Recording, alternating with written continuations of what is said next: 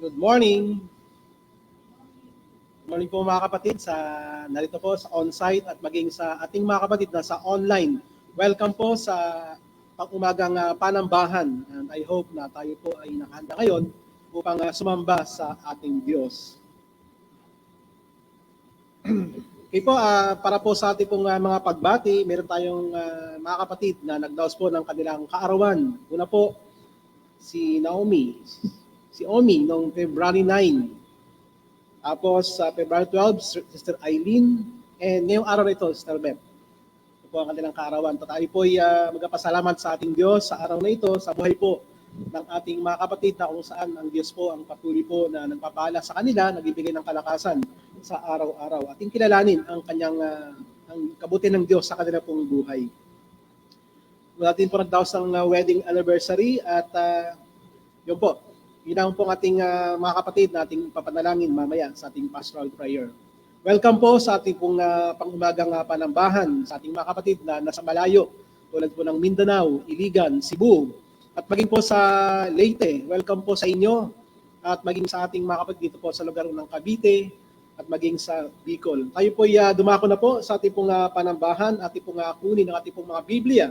Buksan po natin ang aklat ng Salmo. Psalm 119. At pong basahin ang verse 105 to 112. Psalms 119, verse 105 hanggang 12. Verse 105. Sabi po, ilawan sa aking mga paa ang salita mo at liwanag sa landas ko. Ako'y sumumpa at pinagtibay ko na aking tutuparin ang matutuwid na mga batas mo. Ako'y lubos na nagdalamhati, muli mo akong buhayin, O Panginoon, ayon sa iyong salita. O Panginoon, ang aking handog na pagpupuri ay tanggapin mo at ituro mo sa akin ang mga batas mo. Patuloy kong hawak sa kamay ko ang aking buhay, gayunmay, hindi ko kinalilimutan ang iyong kautusan. Ang masama ay naghanda ng bitag para sa akin, gayunmay, hindi ako lumihis sa iyong mga alituntunin. Ang mga patutuo mo'y aking mana, magpakailanman. Sa aking puso, ang mga ito'y kagalakan. Ikiling ko ang aking puso upang ganapin ang iyong mga batas, magpakailanman hanggang sa wakas. Nakita po natin sa ating binasa na kung saan ang salmista po ay nagpahayag ng kanyang pagtitiwala sa salita ng Diyos. Sabi niya sa verse 105, ito'y ilawan sa kanyang paa at liwanag sa kanyang landas. At sa gitna po ng kanyang pagdadalamhati, sabi niya, ang salita ng Diyos ang bumubuhay sa kanya. Kaya naman sa bandang huli, sabi niya, kanyang ikiniling ang puso na ito'y ganapin. Kanyang ikiniling na ito'y susundin ang salita ng Diyos. At ngayong umaga, mga kapatid, tayo po ay darako sa kanyang presensya. Inutos po ng Panginoon na tayo po ay magkaisa upang siya ay purihin, upang siya ay sambahin sa araw na ito. Nawa, meron tayong puso kung saan handa pong magbigay papuri at luwalhati sa Kanya. Tayo po'y aawit at pong awitin, let us love and sing and wonder.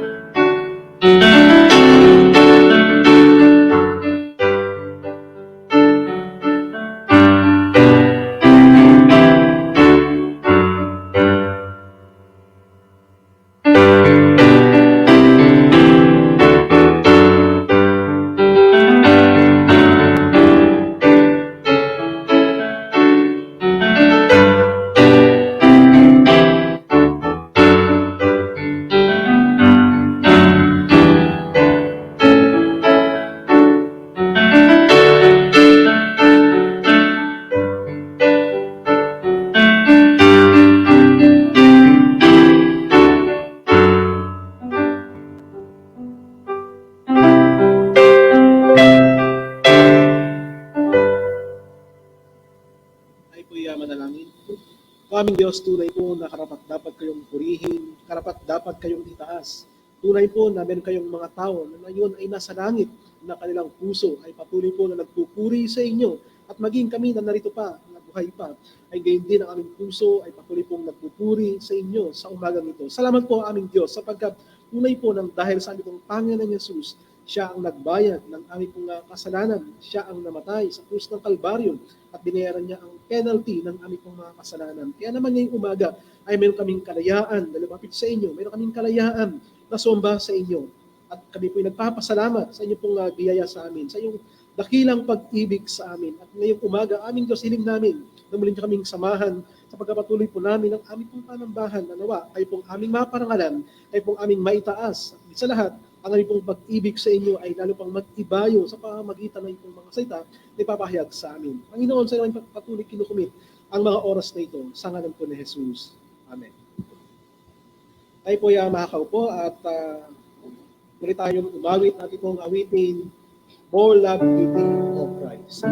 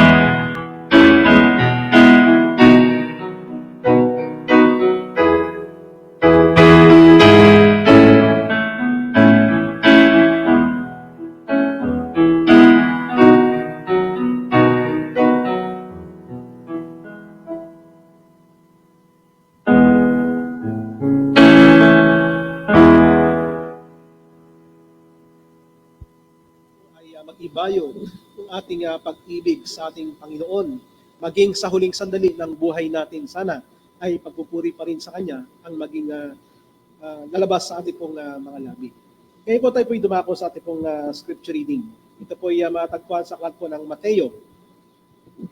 Kapitulo 9. Atin pong basahin ang buong kabanata, Matthew chapter 9.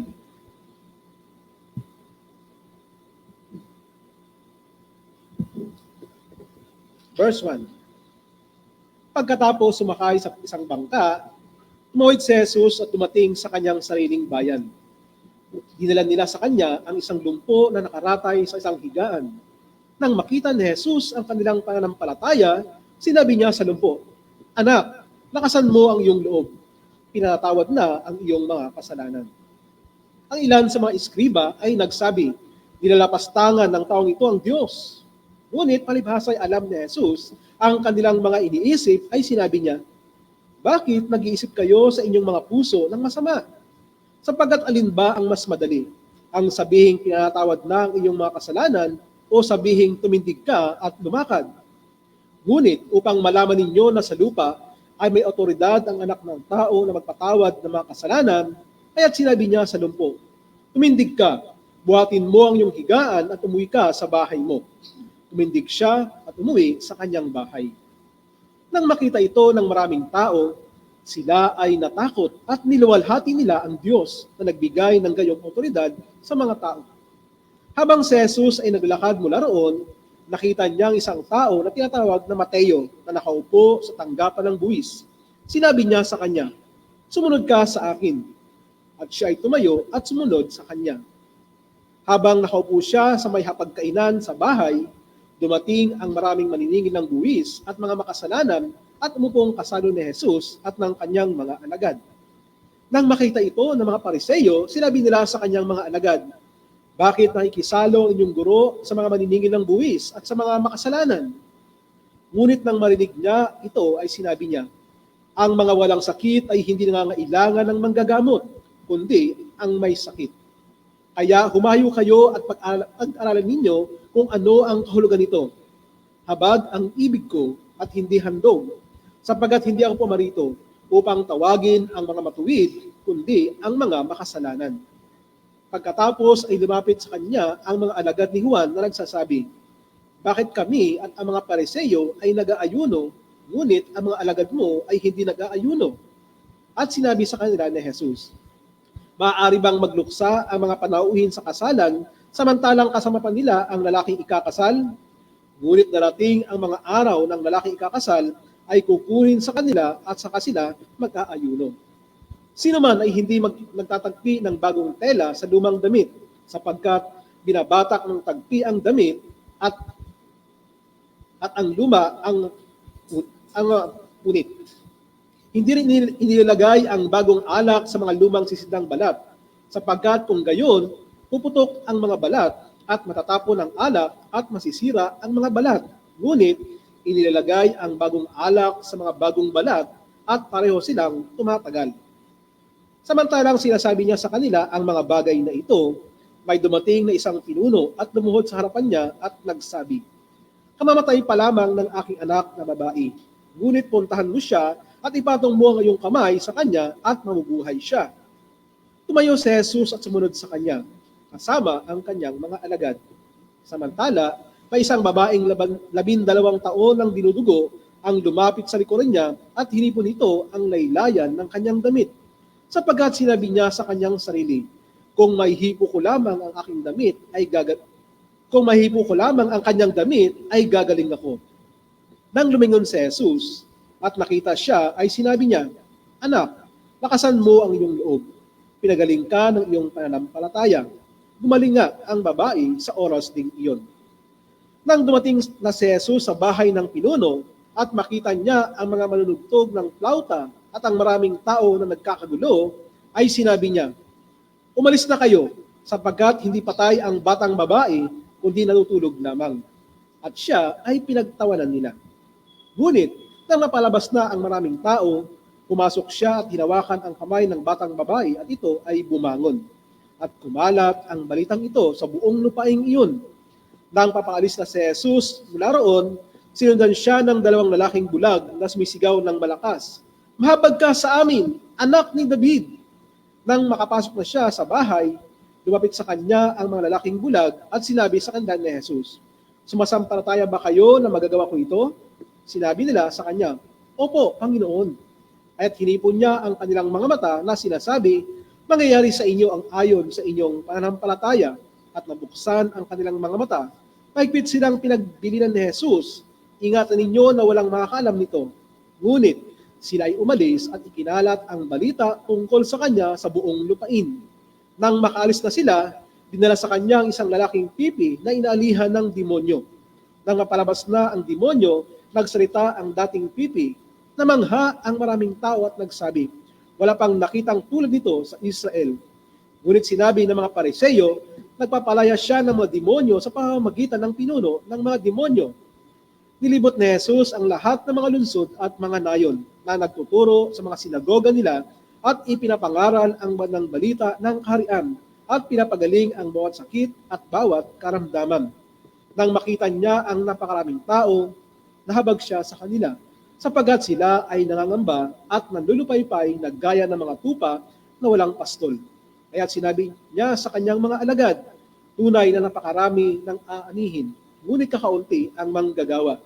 Idalangin ninyo sa Panginoon ang anihin na magpadala ng manggagawa sa kanyang aanihin." Magpalain po ang pagkabasa ng kanya pong mga salita at tayo po ay dumako sa ating pong pagkakaloob, ating pong ibigay ating pong mga anihandang kaloob.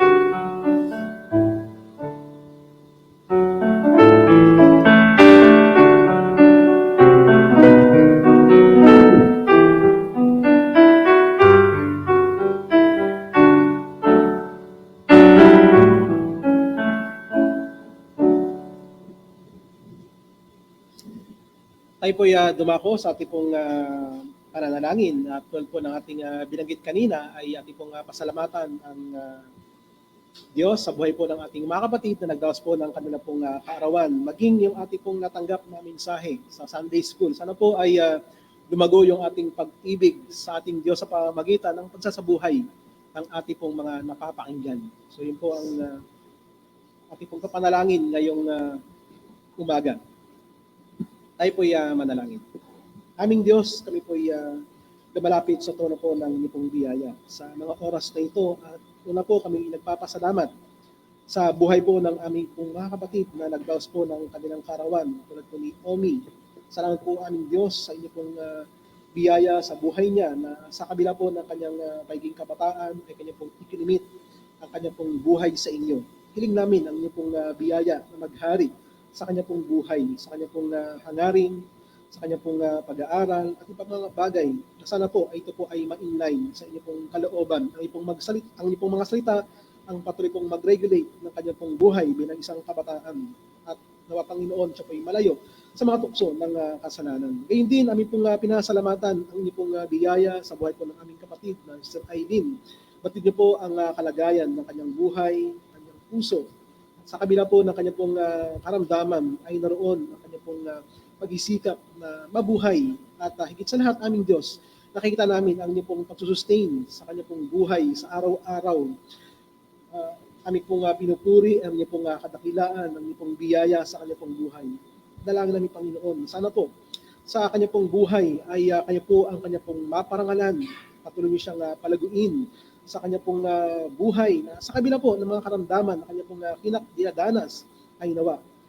Kayo pa rin ang mag-sustain sa kanya ng buhay at sa lahat aming Diyos, gamitin niyo po ang naitirang kanyang buhay na kayo pa rin ang kanya pong maparangalan sa kanya pong buhay, maging ilaw siya sa mga taong kanya pong nakakasalamuha sa iba't ibang lugar, maging sa kanya pong pamilya, inyo siyang gamitin upang sila Panginoon ay makalapit sa inyo. Gayun din, amin pong pinasalamatan din ang inyong pong biyaya sa buhay po na Mr. Beth, kung saan ay kayo ang Diyos na nagbibigay sa kanya ng biyaya sa araw-araw, ng kalakasan, upang maging katuwang ng aming pong pastor sa kanya pong buhay. Salamat po sapagkat tunay po na kayo ang Diyos na nagbibiyaya sa kanya sa lahat po ng kanya pong mga gawain, maging sa kanya pong mga hangarin sa buhay, na kung saan hagad niya pa rin na kayo ang kanyang maparangalan sa pamamagitan po ng pagsisilbi sa aming pastor, sa kanya pong mga pangailangan sa araw-araw, maging katuwang. Lord, salamat po. At dalangin namin, Panginoon, ang inyong pong biyaya para sa kanya, na kayo po ang magpala sa maging sa kanya pong mga gawain sa araw-araw, maging sa kanya pong mga nararanasan, iba't ibang mga pagsubok o iba't ibang mga karanasan sa kanya pong buhay. Tunay, Panginoon, nakita namin ang iyong pong biyaya sa kanya. Kaya naman dalangin ng Panginoon, kayo nawa ang patuloy na mag-sustain sa kanya ng buhay, ng kalakasan, maging ng karunungan sa araw-araw, at maging higit sa lahat ay patuloy po na ang inyong pong mga salita ang patuloy niyang maging panghawakan sa bawat sandali ng kanya pong buhay. Gayun din sa amin bilang inyong pong mga tao dito po sa Iglesia ng Molino Grace Bible Church. Salamat po sapagkat inyo kami pinababayaan sa pamamagitan ng ipong mga salita, ay patuloy niyo pong tinutuwid ang puso namin, patuloy pong tinutuwid ang buhay namin, na huwag kaming magtiwala sa aming pong mga sarili, kundi magtiwala kami sa inyo, na ang kaya kami nakakaibig ay hindi dahil sa amin, Panginoon, kundi kayo ang unang umibig sa amin, at ang pag-ibig namin ipinapakita sa aming kapwa. Ito po yung reflection ng pag-ibig na ipinakita niyo sa amin. Sana po ay patuloy po na ito po ay mahayag sa buhay namin, sapagkat ang pag-ibig na ito ay hindi po ito po ay umiibig sa aming kapwa, hindi po ito sakim, kundi ito po ay nadama nakikita ang bunga nito sa aming pong mga buhay. Kaya naman dalangin namin, Panginoon, sana po ay patuloy kaming lumago sa pag-ibig sa inyo, patuloy po na sa aming pong pakikinig ng ipong mga salita, hindi lang kami magkaroon ng karunungan o kaalaman, kundi higit sa lahat, aming Diyos, ito po ay maisagawa namin, maisabuhay namin ang mga aral na pong natanggap. At kaya niyo, Panginoon, na sa paglipas ng panahon ay tunay nga po na hindi kami mag-asawa sa aming pong buhay Kristiyano, kundi magkaroon lalo pang maging mainit kami sa paglilingkod sa inyo. At sa kabila, Panginoon, ng ganitong kalagayan ay sana po huwag pong manlamig ng aming mga puso, kundi bagkus ay patuloy po na maging mainit kami sa paglilingkod sa inyo. Hindi po dapat nahadlangan ng anumang kalagayan ang aming pong paglilingkod sa inyo, bagkus lalo pang mag-ibayo ang aming pong pag-ibig sa inyo. At muli ngayong umaga, kami po ay makikinig ng inyong mga salita. Hinihiling namin na muli nyo kaming kausapin, muli kayo magsalita sa amin, nawa ang Banal na Espiritu ang siyang patuloy po na lantad ng kalagayan ng puso namin, upang sa ganon ito'y aming mapagsisihan, upang sa ganon kami, Panginoon, ay lalo pang magtiwala sa inyo. Gamitin niyo po ang aming tagapagturo ngayon, bigyan niyo siya ng kalakasan ng pangangatawan. Nawa, ang Banal na Espiritu ang siyang gumamit sa kanya, na kanya pong maipahayag ang inindang mensahe para po sa amin sa umagang ito. At hinihiling namin, Panginoon, na sana po ay malinaw pong makarating sa buhat puso po ng aming pong mga kapatid na nasa online ang inyong pong mensahe, at maging maayos po ang aming koneksyon sa umagang ito. Ito pong aming dalangin sa ngalan po ni Jesus. Amen. Tayo po ay muling umawit sa ating Diyos, sa ating pong awitin, Trust and Obey.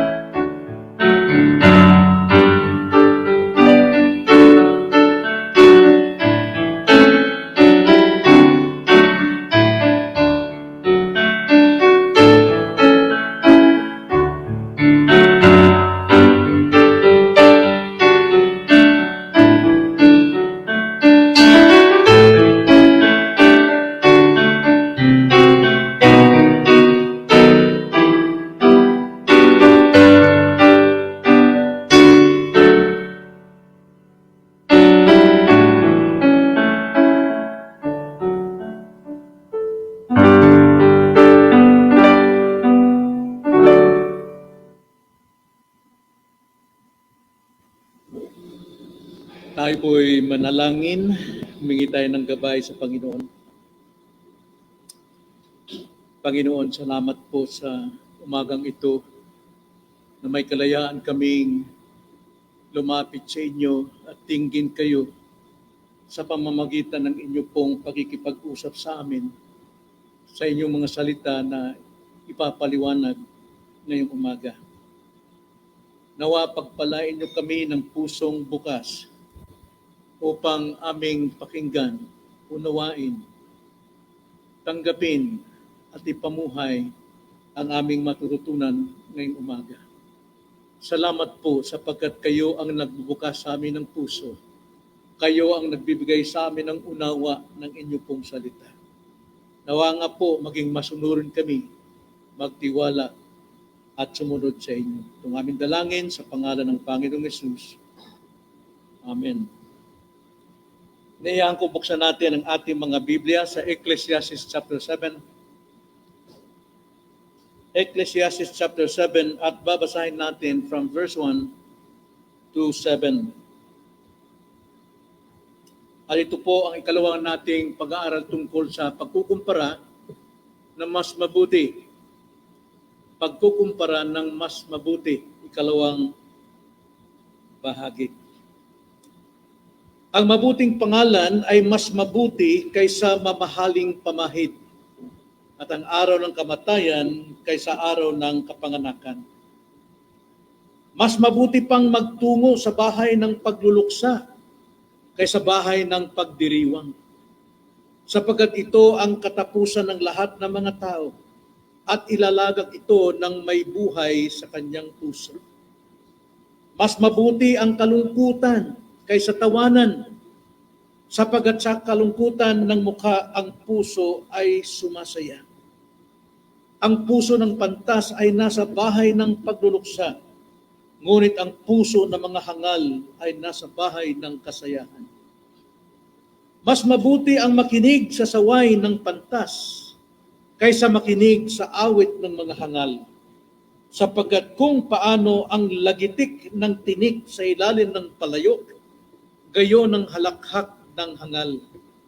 Ito may walang kabuluhan. Tiyak na ginagawang hangal ng pang-aapi ang pantas at ang suhol ay sumisira ng isipan. Ito po ay mga salita ng isang taong may karunungan. Pinagkalooban siya ng karunungan ng Diyos upang atin namang mapakinabangan. Sa makatuwid, lahat po ng kanyang sinulat, lahat ng kanyang obserbasyon ng mga ngaral na ito, si Haring Solomon, ay dapat nating pakinggan, pero hindi sinasabing dapat nating tularan ang kanyang buhay. Ngunit alam natin ng sulat na ito ng Solomon o ng Ecclesiastes, ito po ay kinasihan ng banal na espiritu para po sa ating ikatututo. At dito nahayag ang obserbasyon ni Haring Solomon sa ilalim ng araw na lahat ay paikot-ikot, paulit-ulit na lamang at walang itong kabuluhan, walang katapusan. At itong buhay ng tao sa mundo, nilasat niyang lahat ng kasiyahan, lahat ng kanyang lakas, lahat ng kanyang kayamanan ay kanyang inilapat sa paghahanap ng kasiyahan, kakontentuhan sa buhay, ngunit lahat ay natagpuan niyang walang kabuluhan at lahat ay pawang paghahabol ng hangin. Ang lahat ng mga nalasap ni Solomon ay itong pangarap ng lahat ng taong gustong malasap ang tagumpay sa buhay. Ngunit ipinakita ni Solomon sa kanyang sarili at paniwalaan natin na hindi itong buhay. Ang pagkakamal ng lahat ng bagay sa mundong ito. Ang sabi po sa banal na kasulatan, what does it profit a man if he gains the whole world and loses his soul? Anong mangyayari niyan? Kaya pakinggan natin ang karunungan ni Haring Solomon. At ngayon, nandito siya sa kalahati ng aklat ng Ecclesiastes, chapter 7 ng panimula. Kanyang ipinahayag ang pagkukumpara ng mas mabuti. Lahat tayo, lahat ng tao sa ilalim ng araw, gusto natin ng mas mabuti. Gusto nating mas mabuting trabaho. Gusto nating mas mabuting kagandahan. Gusto nating mas mabuting kalagayan. Gusto natin ng lahat ng mas na makapagbibigay sa atin ng totoong kakontentuhan sa buhay. Pero ang konklusyon ni Haring Solomon, walang kabuluhan. Walang kabuluhan. Mayroon pong mas mabuting hinahangad ng tao na ang parutunguhan ay kapamakan. Pero may mas mabuting sinasabi ng banal na kasulatan na ayaw ng tao, pero siya namang daan tungo sa kabutihan. Kaya ngayon, ating napag-aralan nakaraan ang pagkukumpara. Unang pagkukumparang tinalakay ni Haring Solomon, ang sabi niya, mas mabuti ang magkaroon ng mabuting pangalan o dangal kaysa mamahaling pabango. Ang pabango po, sa time na ito, wala pong ibang bili nito kundi mayayaman. Kaya ito po ay lumalarawan sa mga taong mayaman. Ano bang nagagawa ng pabango sa ayon ni Haring Solomon? Ang pabango po ay nakapagtatakip ng baho ng katawan, pero hindi matatakpan ng baho ng ugali. Kaya mas mabuti ang may mabuting pangalan. Ang pabango, kahit gaano ito kabango at kamahal, hindi ito tumatagal. Mas maigi yung mabuting pangalan, ito'y tumatagal. Ito po ay pinaparangalan ng Diyos at hindi makalimutan ng mga tao kapag siya po ay wala na sa mundong ito. Mas mabuti ang may dangal. Ito ang pamana natin sa ating mga anak at mga kaapu-apuhan. Ikalawang pagkukumpara ng mas mabuti, ang sabi ni Haring Solomon, mas mabuti ang araw ng kamatayan kaysa sa araw ng pagkasilang. Mas mabuti ang death day kaysa birthday. Bakit po? Sapagkat kung sa kamatayan, lahat ng taong nagdusa, lahat na naghihirap, pagdating ng kamatayan, tapos na ang kanyang paghihirap. Pero hindi yan totoo sa mga walang pananampalataya, sapagkat may taong walang pananampalataya, sa simula ng kanyang kamatayan, magsisimula ang kanyang pagdurusa na walang katapusan sa impyerno. Ngunit ito po ay mabuti sa mga matuwid sapagkat ito yung araw na kanyang katatagpuin. Pagdilat ng kanyang mga mata, makikita niyang mukha ni Kristo. Sasabog ang kanyang puso sa kagalakan. Kaya mas mabuti pa ang mamatay na isang matuwid kaysa sa mabuhay bagong silang sapagkat magsisimula ang kanyang pagtingin at karanasan ng pagdurusa. Kung siya po ay aabot ng 90 years old, 120 years old, yun ang taon ng kanyang paghihirap sa mundong ito, maliban kung mayroon siyang Kristo sa kanyang buhay. Kaya mas maigi po ang mamatay, araw ng kamatayan kung ikaw ay na kay Kristo. Kaysa sa ikaw ay mayaman, pagdating ng kamatayan, hindi mo madadala ang lahat ng kayamanan. Ngayon, talakayin natin ang dalawang bahagi, ikalawang bahagi, dalawang pagkukumpara. Ito po'y matatagpuan natin sa ating teksto, verse 2 hanggang 7. Una pong pagkukumpara, ang sabi po ni Haring Solomon sa verse 2, mas mabuti po ang dumalo sa bahay ng pagluluksa kaysa sa bahay ng pagdiriwang. Ibig sabihin, mas mabuti po ang dumalo tayo sa punerarya kaysa sa mga party. At ikalawang pagkukumpara, mas mabuti po ang makinig ng saway ng isang pantas kaysa makinig ng awit ng hangal. At isa-isahin po natin ang bagay na ito. Una po, tignan natin ang unang pagkukumpara, verse 2 to 4, na sinasabi, mas mabuti pa ang dumalo sa bahay ng pagluluksa kaysa sa bahay ng pagdiriwang. Basahin ko lang po ang verse 2 hanggang 4. Mas mabuti pang magtungo sa bahay ng pagluluksa kaysa bahay ng pagdiriwang, sapagkat ito ang katapusan ng lahat ng mga tao. At ilalagak ito ng may buhay sa kanyang puso. Mas mabuti ang kalungkutan kaysa tawanan, sapagkat sa kalungkutan ng mukha ang puso ay sumasaya. Ang puso ng pantas ay nasa bahay ng pagluluksa, ngunit ang puso ng mga hangal ay nasa bahay ng kasiyahan. Nagbigyan ko ng diin ito, sapagkat verse 4, kadalasan po mas gusto natin ng party-party, mas gusto natin mga pagdiriwang, mas gusto natin tayo po'y nakipagsosyalan, pero ang sabi diyan, gawain po ng hangal. Hindi ko kinukonklude ang kahangalan po ang pagdalo niyan. Now, tignan natin ang sinasabi dito. Yun namang nandoon po sa mga kalungkutan, sa mga pagtitipo ng kalungkutan, pagluluksa, doon po makikita ang pagiging pantas o pagiging matalino ng isang tao. Now, tignan natin mga kapatid, ano po ibig sabihin nito sa ating buhay? Mas mabuting tumalo sa bahay ng pagluluksa kaysa sa pagdiriwang. Mas mabuti ang tumalo sa bahay o sa lugar ng kalungkutan kaysa sa lugar ng tawanan. Ang sabi po diyan, puso ng pantas ay nasa pagluluksa. Sa lamay po. Alam niyo po bang kagandahan sa lamay? Madalas tayong dumadalo. Madalas tayong nakikinig sa mga aral doon. Unang-una, sa lamayan po, andyan po yung pagdadamayan ng puso. Yung pong mga magkakaibigan o nagkakagalit na matagal na panahon na nagkakahiwalay, pagdating po sa pagluluksa, sila po'y dumarating. At dito na ipapakita ang kanilang pagmamahal, ang kanilang damayan. Samantalang doon sa sayahan, puros tawanan, puros awitan, inuman, kainan. Hindi nila nakikita kung anong kalagayan ng bawat isa. Ang tingin nila sila'y masaya.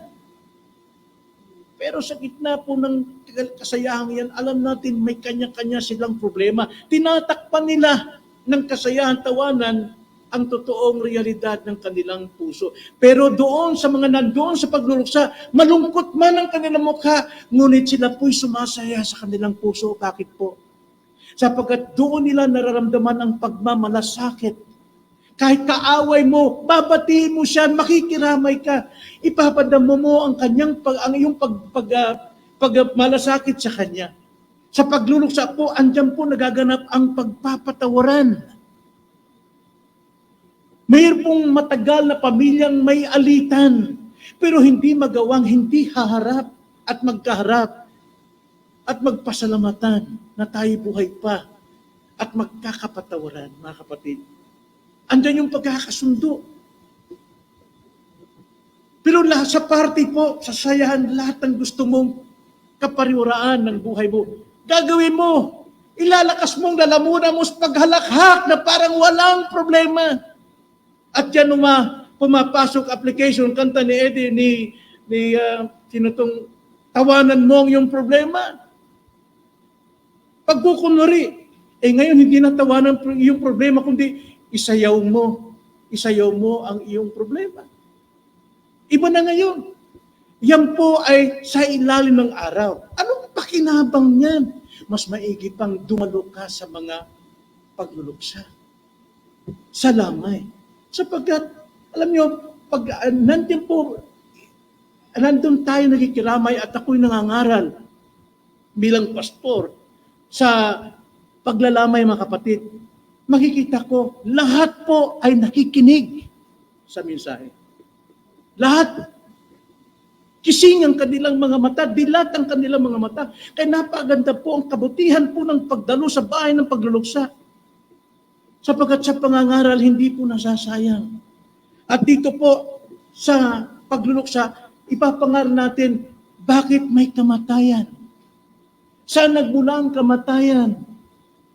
At doon nila ma-realize na sila man ay mamamatay din at kailangan nilang ihandang kanilang sarili sapagkat sila ay makasalanan, sapagkat ang kamatayan ay bunga po ng kasalanan. The wages of sin is death. Doon sa party, ipapahayag ba ito? Hindi po. Well, sabi nga, may narinig ako, yung pagsayawan daw, yung mga disco, lundagan doon na ilaw, iba't ibang ilaw, yung paghahanda rin sayawan doon sa impyerno. Hindi naman ganoon siguro. Nung Pentecostal ako, ganoon ang pinipreach ko sa kasada. Ayo, yan! Kaya ilang kamatis ang tumama sa akin sa kababato.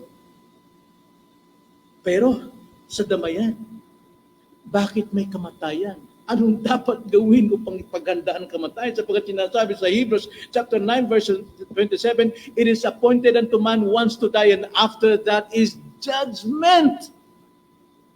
At dito natin maunawaan. Kaysa pagdiriwang at tawanan. Tulad ng pabango, tinatakpan ng pabango ang baho ng katawan. Pero hindi matatakpan ang baho ng ugali. Baho ng kasalanan. Pero sa punerarya, malungkot man ang kanilang mukha habang nakikiramay. Hanggang sa pag-aalala doon sa kanilang minamahal, pero sa kanilang pakikinig, sa damayan, sa pag-ibig na dumarating sa kanila, masaya ang kanilang puso. At dito makikita natin sa pagluluksa, ano ba ang buhay ng tao? Buhay pa ng tao dito sa ilalim ng araw ay forever? Wala pong forever. Gaya ng sinasabi nila.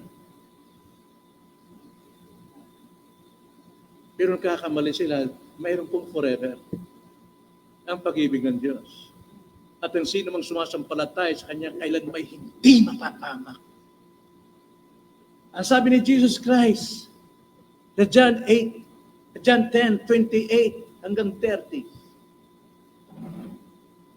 ang aking mga tupa ay nakikinig sa akin at sila'y sumusunod sa akin at binibigyan ko sila ng buhay na walang hanggan at walang makakaagaw sa kamay ng Diyos. Forever. Forever.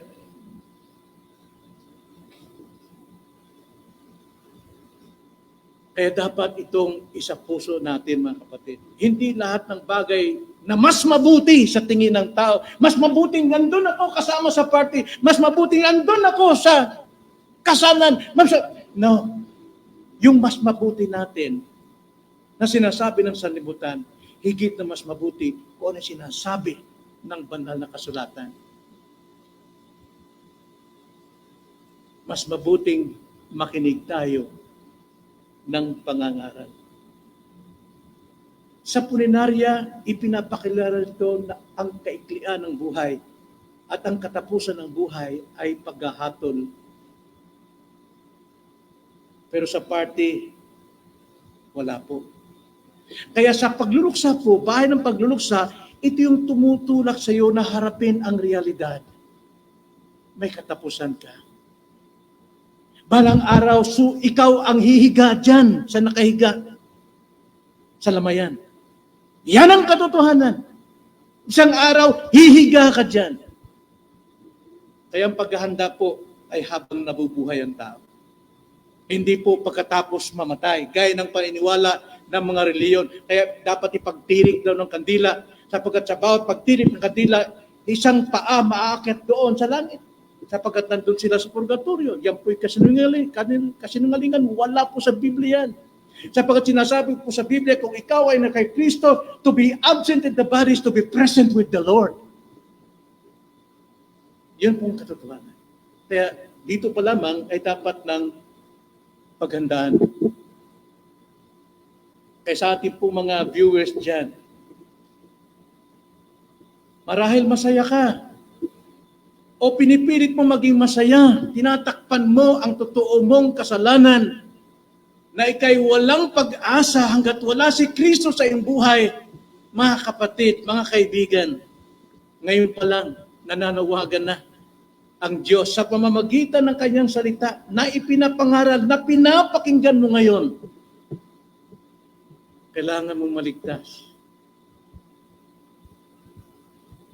Hindi ka magtatagal.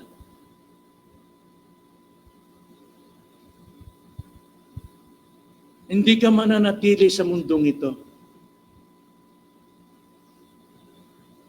Kaya dapat every morning pagkagising mo, lumuhod ka at sabihin mo, Panginoon, salamat sa panibagong buhay. Nawa sa araw na ito, mapabanal ko ang iyong pangalan. Gaya ng tinuro ng Panginoon, Our Father who art in heaven, hallowed be your name. Mapabanal ko nawa ang iyong pangalan.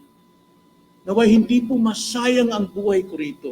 Hindi masayang ang pag-ibig mo sa akin. Hindi masayang ang liwanag ko na tinanggap kay Kristo na ito'y may bahagi ko rin sa mga mahal ko sa buhay.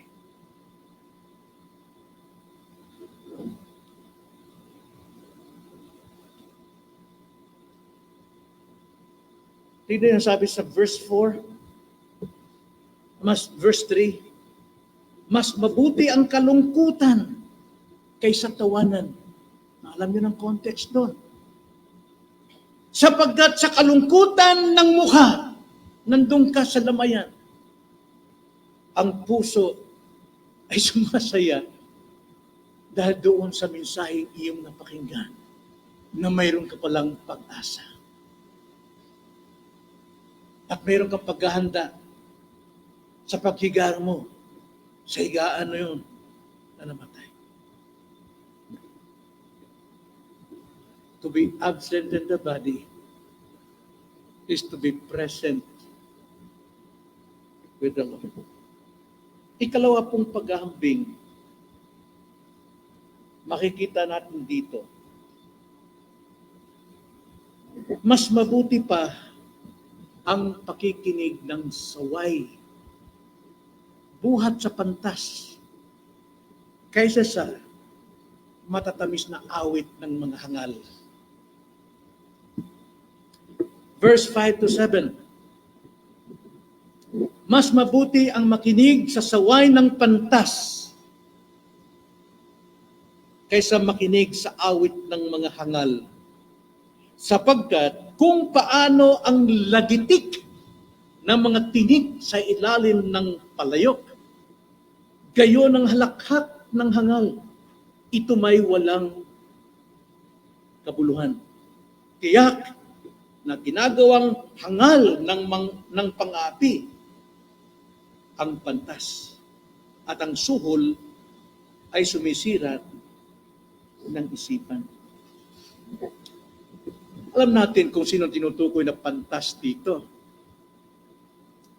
Pantas po ay mula po sa karunungan kaloob ng Diyos. Pero hindi po lahat ng pantas ay may tamang aplikasyon sa buhay tulad ni Solomon. Si Solomon po, napakahusay niyang mangaral. Napakahusay niya magpaliwanag tungkol sa gawa ng Diyos. Napakahusay niyang mag-counsel sa atin sapagkat dinanas niya ang lahat ng ito. Pero hindi nangangahulugang tutularan nating mag-asawa ng 1,000.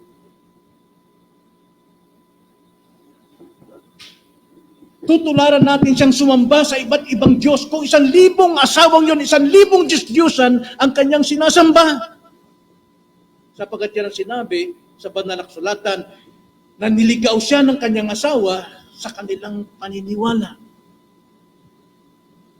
Kaya hindi po lahat ng mga ngaral na pantas, marunong, mahusay, dapat makita sa kanyang buhay. Dapat modelo siya sa kanyang pinapangaralan at sa kanyang pagpayo. Bigyan ko ng diin dito. Mas mabuti ang makinig sa saway ng pantas. Tinutukoy ko yun, hindi skriba, magaling sa batas. Pero nagtatakip ng pinto sa mga taong gustong pumasok sa langit. Napakarami dyan sa TV. Ang gagaling. Alam natin. hindi marunong tumanggap ng saway dahil mas marunong. Pero ngayon, ilalantad sila. Be sure your sin will find you out.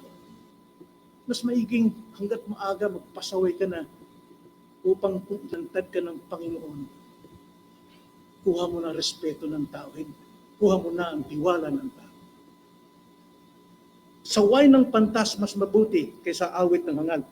Pero isang kahangalan din ang isang pantas na hindi nananaway.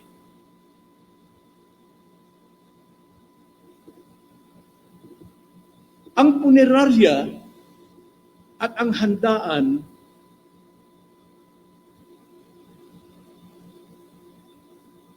punerarya at ang kalungkutan, malinaw na ito yung panahon na pinapakinggan ang pangangaral ng mga ngaral. Sapagat dito po ay mapapakinggan nila ang saway ng mga pantas sa pangangaral. Ngunit sa handaan at pagdiriwang, ang marinig nila ay tawanan, awitan ng mga hangal.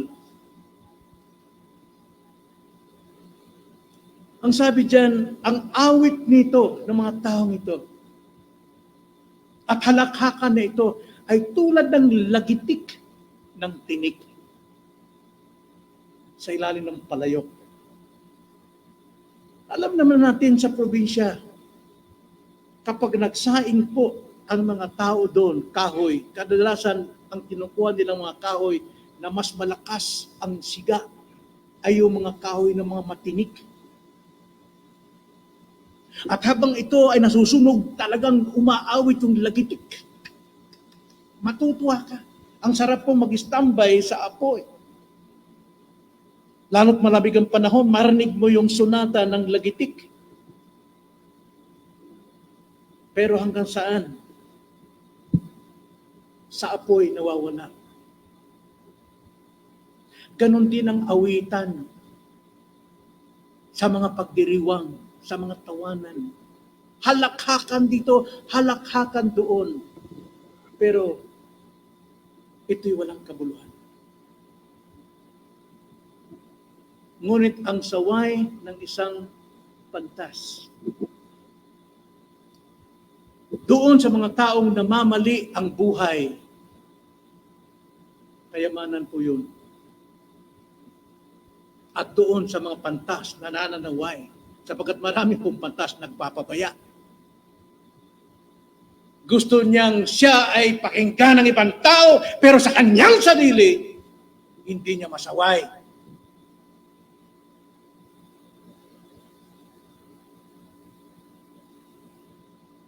Ang payo po ng isang taong pantas, na alam natin ang ibig sabihin pantas, ito po yung taong mga makadiyos, na sumusunod sa Diyos, ipinamumuhay ang salita ng Diyos. At naranasan niya lahat ng mga pangyayari sa kanyang buhay. Alam niya na kung ano yung dapat ituro. Kaya nga sabi natin, kita natin sa 2 Corinthians chapter 1 verse 3, God is the God of all comfort. At siya yung nagko-comfort sa atin sa ating pagbagsak upang tayo ay makapagtayo din sa mga bumabagsak tulad natin. Magiging makabuluhan lamang ang iyong pagtuturo kung naranasan mo sa buhay ang lahat ng itinuturo. Kaya sinasabi ko nga sinong mas paniniwalaan nyo? Yung taong nagpunta ng Saudi ng isang buwan o yung taong nagbasa ng libro tungkol sa Saudi na kaya niyang ipaliwanag ang lahat ng buhay sa Saudi? Sinong mas papaniwalaan mo? Natural, yung mismong nakarating doon. Yung nakaranas. Yun yung pantas. Naranasan niya kung anong kanyang tinuturo, ipinapayo sa mga tao. Sapagat sa pagpayo, ito'y konfrontasyon. Alam niya paano damhin, dinanas niyang sakit at kirot. Alam niyo paano niyang ibigay ang payong ito na kayamanan doon sa mga taong naliligaw ng landas. Konsyensya, umaapila. Ang payo ng pantas, umaapila po sa konsyensya ng tao, sa budhi ng tao, samantalang ang awit ng mga hangal ay umaapila sa emosyon. Kadalasan, kasiyahan. Kaya nga ang awit at tawanan ay parang lagitik lang. Sapagkat ito'y umaapila sa damdamin, kadalasan kasiyahan. Mga hangal po ay nakatuon lamang sa tawanan, kasayahan. Yan ang ginawa ni Solomon. Yung tuni-tulinada niyang ginto, kada buwan, ginugol niya sa pagtayo ng mga hardin, mga proyekto, lahat. Hinanap niya sa alak at iba pang sa babae. Pero hindi niya hinanap yung kagalakang eternal. Yung kagalakang wala pong katapusan anuman ang maging kalagayan sa mundong ito.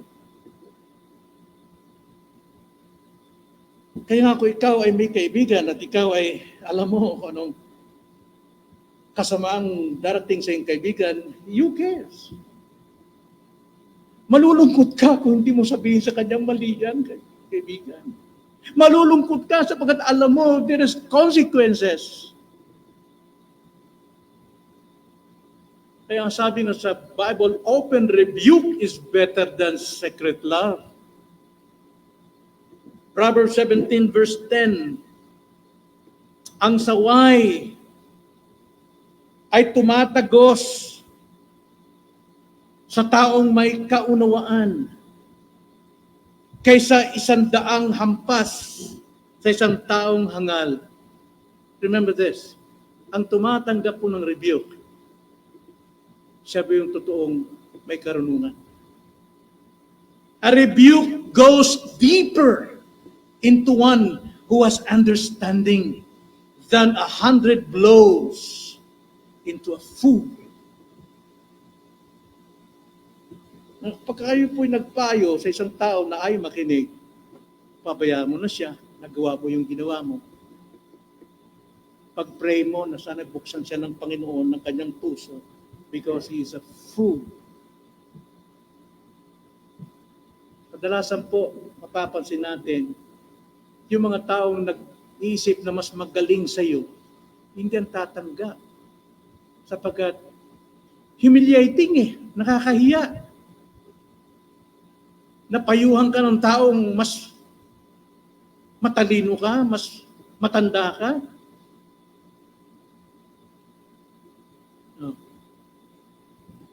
Proverbs 27 verse 5.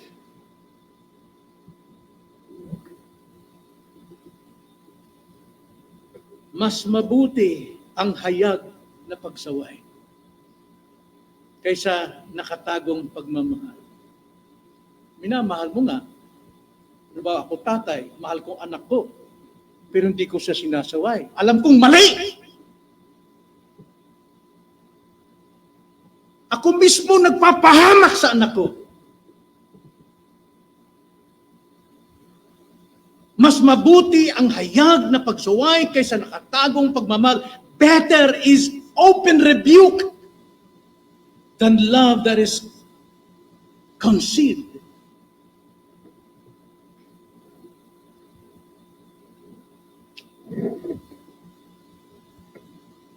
Kung ating tutuloy sa verse 6, ganito pagkakasabi. Proverbs 37 verse 6, tapat ang mga sugat mula sa kaibigan. Labis-labis ang mga halik ng kaaway. Anong gusto mo? Halikan ka lang halikan. Galing mo talaga. Wow! Ang husay mo talaga. Baw na baw ako sa kausayan mo. Pero naliligaw na siya ng landas. Ang sabi po dyan, faithful are the wounds of a friend, but deceitful are the kisses of an enemy. Tulad si Judas. Sinasabi niyang mahal niya ang Panginoon. I love God. Pero hinalikan niya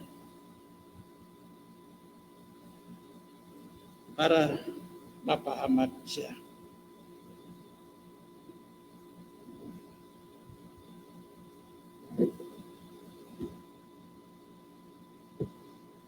Kaya nga,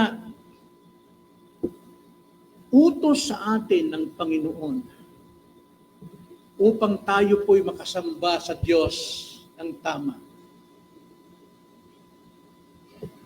Na kung mayroon tayong kaibigan na alam mong nagkasala,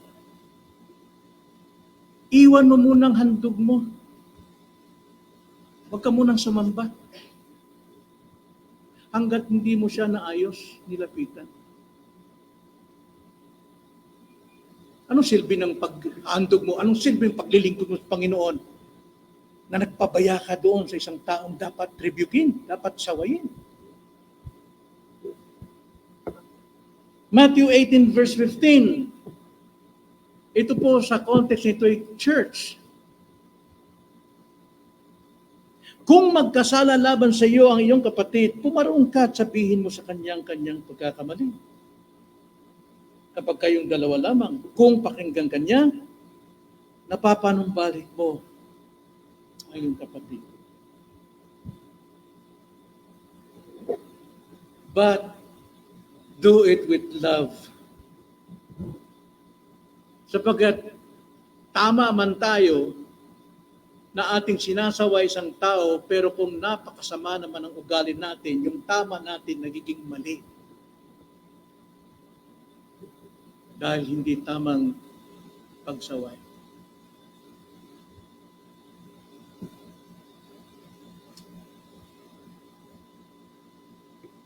Mga kapatid, naamin ko, tayo lahat dito ay gano'n, nagkakamali tayo.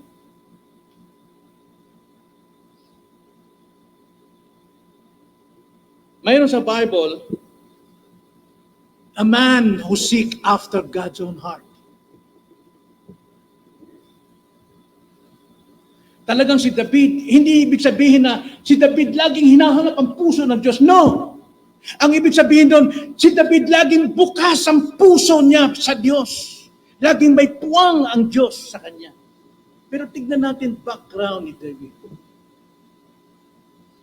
Si David po ay nagkasala, adultery, laban kay Bathsheba. Si David ay nagkasala ng murder against asawa ni Bathsheba. At tinago niya ito na matagal. Hanggang siya po ay ilantad ng Panginoon sa kanyang kasalanan. Be sure your sin will find you out. At gumanap si Nathan ng paraan para hindi siya ang tamaan ni David ng kanyang galit. Gumamit siya ng parable. At ang sabi ni Nathan, may isang mayaman na maraming tupahan, mga tupa. Ngayon, mayroong isang mahirap na mayroong alagang isang tupa na katabi niya sa pagtulog. Mahal na mahal niya. Ngunit dumating ang araw na yung mayamang yon, mayroon siyang bisita.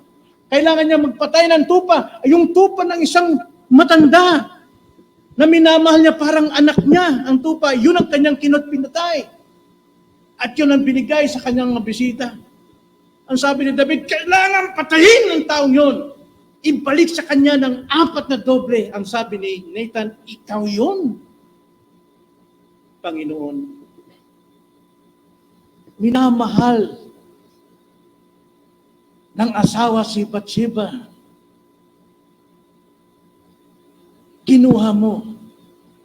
At pati yung asawa, pinatay mo.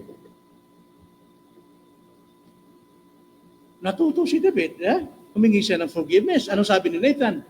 Pinatawag ka ng Panginoon, pero sword, yung tabak hindi aalis sa iyo. Ibig sabihin, lahat ng bunga ng ginawa mo, hindi aalis sa iyo. Alam niyo kung bakit?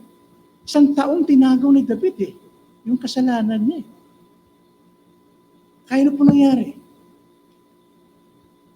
Ano anak niyang si Absalom, pinatay si Amnon. Bakit? Sapagkat si Amnon nirape ang kapatid na si Tamar. Pagkatapos, asawa lahat ni David, ginamit ni Absalom, mismong sa bubungan, halayag sa mga tao. Si Solomon, inagawa ni Adonijah sa pagiging hari. Wala pong kapayapaan sa David. Ano po nangyari?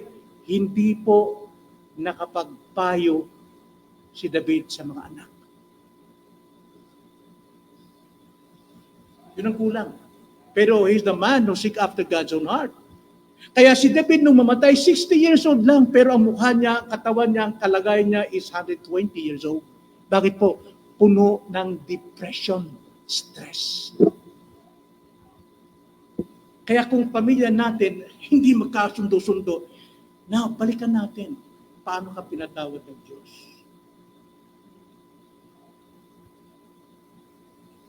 Anong silbi nung tawanan, lagitik, at hindi pagsaway ng tama? Basahin natin muli verse 5 and 6. Sabi po rito, mas mabuti ang makinig sa saway ng pantas kaysa makinig sa awit ng mga hangal, sapagkat kung paano ang lagitik ng mga tinik sa ilalim ng palayok, gayon ang halakhak ng hangal, ito'y walang kabuluhan. Now, sinong pakikinggan nyo? Godly friend o si Lady Gaga?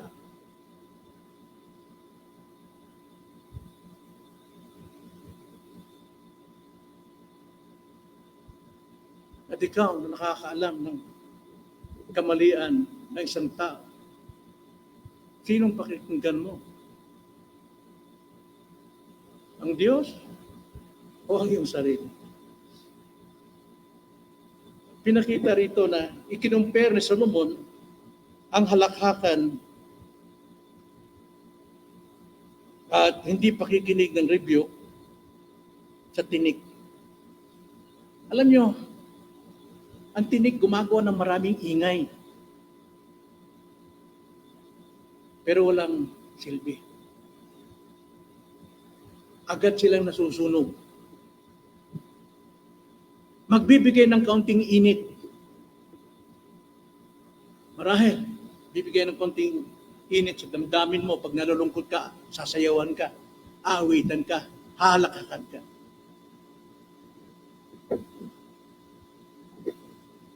Kaya naman napakaliit ng halaga ng awitan at halakakan. So ano po ang ating pong tatanggap na aral dito, mga kapatid?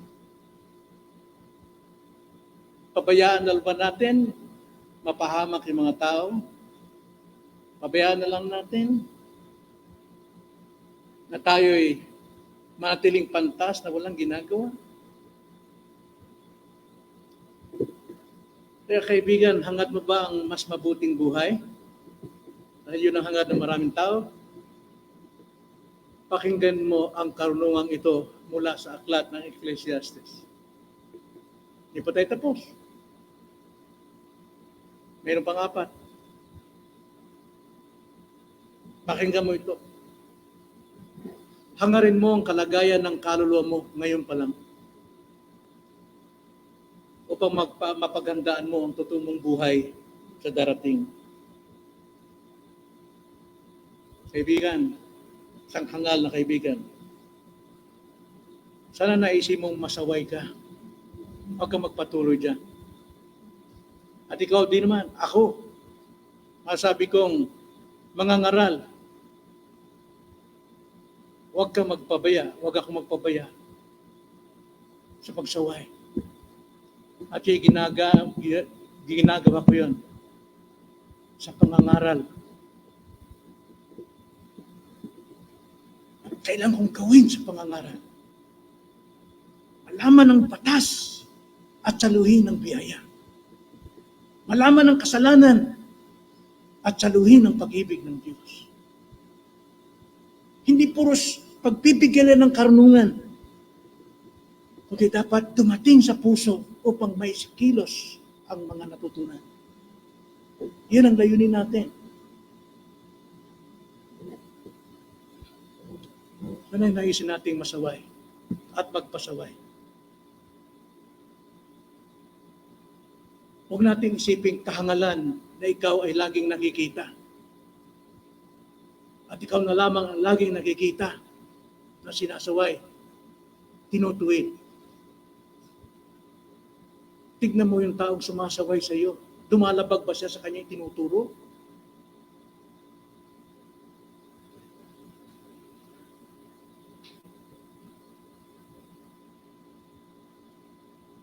Hangarin mong sawayin ka ng isang godly friend kaysa isang worldly friend. Yung mabigat sa atin, pag may problema tayo, agad tayo pumunta sa ating mga kaibigan sa mundo eh. At doon tayo humingi ng payo. Tanda natin, baliktad ang kanilang mga itinuturo. Bagamat magandang pakinggan, sounds doctrine, but it's not doctrinal.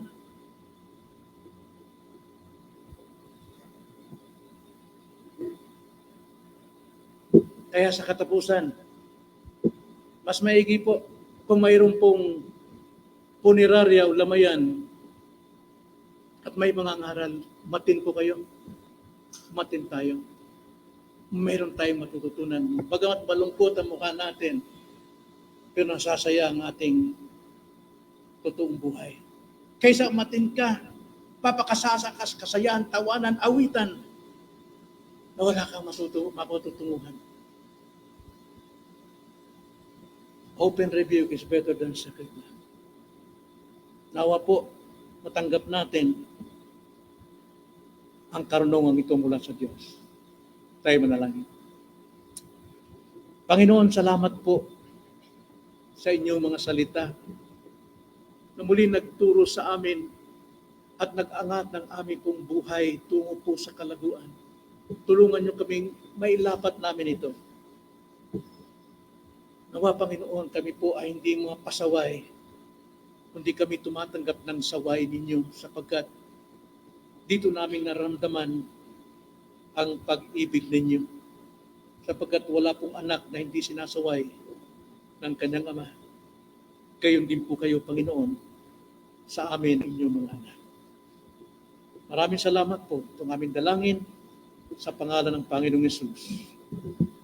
Amen.